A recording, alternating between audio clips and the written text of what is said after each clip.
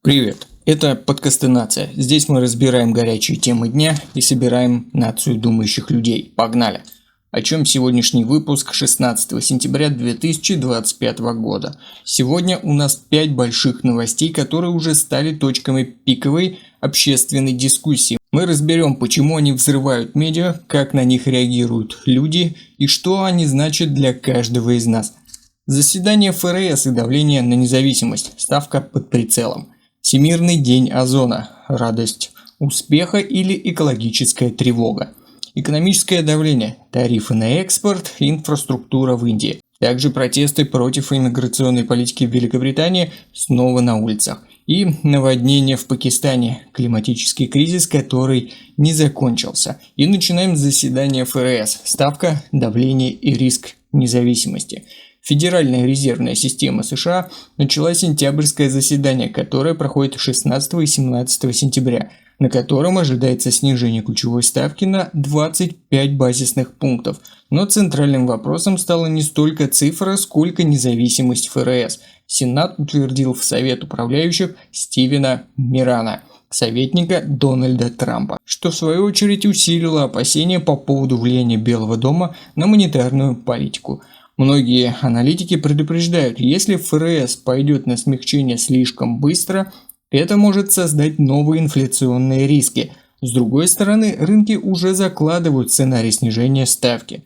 Последствия такого шага от стоимости кредитов до валютных колебаний могут быть ощутимы во всем мире.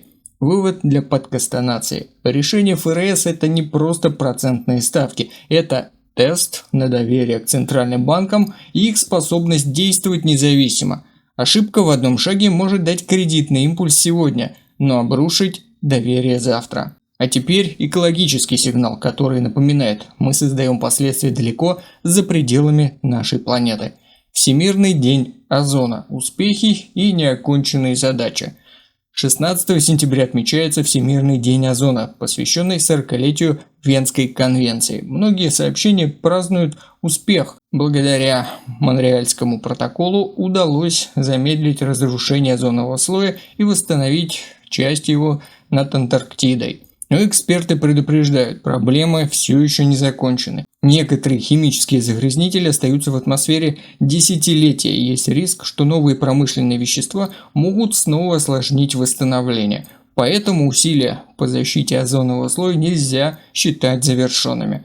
Вывод для подкастинации. Истории вроде Всемирного дня озона – это напоминание о том, как международные экологические соглашения могут работать, но требуют постоянного внимания и адаптации. Это урок, успехи не вечны, если не держать намеченный курс. От экологии к торговле, тарифам и реальным деньгам в нашей жизни.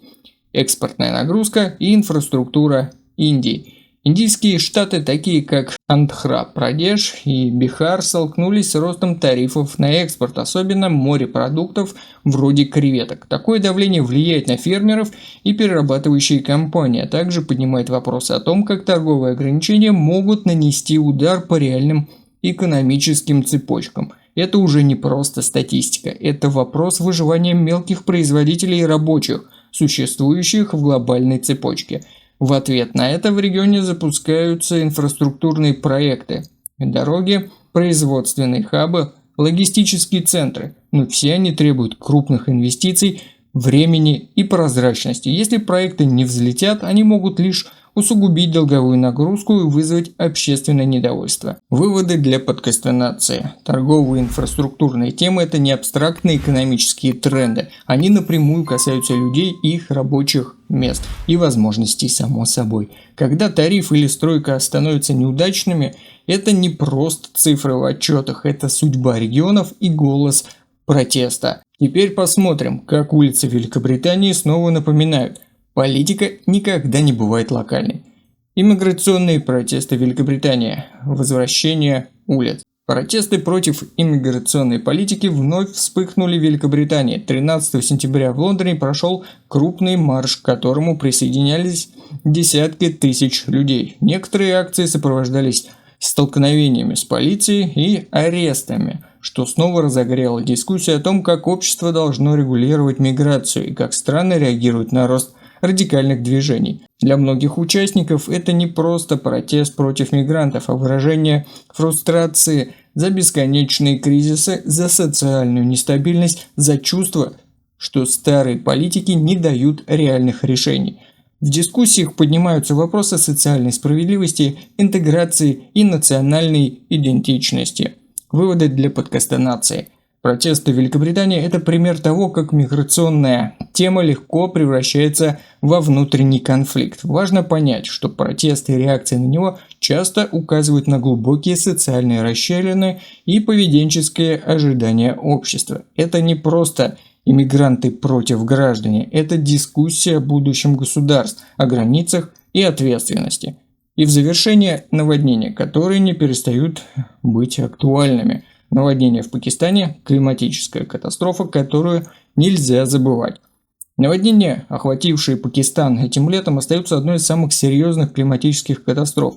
Тысячи людей погибли, миллионы лишились жилья, а разрушение инфраструктуры продолжает угрожать безопасностью и здоровью населения. Хотя внимание СМИ немного снизилось, последствия данного бедствия от болезней до миграционных волн продолжают развиваться. Многие международные и национальные агентства предупреждают, что восстановление будет долгим и неудобным. Без вложений в инфраструктуру и адаптацию риски повторных кризисов остаются крайне высокими. Это не просто стихия, это тест на систему реагирования, финансовую устойчивость и климатическую адаптацию. Выводы для зрителей и слушателей подкаста «Нации». Климатические катастрофы – это не просто вода, которая пришла и ушла. Это драматическая повестка общества и государства. Умеют ли они строить устойчивое будущее? Или снова и снова становятся заложниками природных циклов и глобального изменения климата? Общий итог за 16 сентября. Сегодняшний день показывает, как пересекаются разные слои истории – финансы и политика, климат и инфраструктура, протесты и экология. Это напоминание, что новости не заканчиваются на заголовках, они создают условия для трансформаций, которые могут быть необратимыми. И если мы просто следим за тем, что происходит, не задавая вопросов, почему и что дальше, мы рискуем упустить самую суть. Подкаст «Нация» считает, именно в таких днях, когда новости перекликаются и усиливают друг друга, важно не просто быть зрителем, а быть интерпретатором. В этом наша задача как нации думающих. Спасибо, граждане. Подписка, колокол, комментарий. Вступайте в нацию думающих и думайте громко, но спорьте аргументами. Вы уже граждане подкаста «Нация».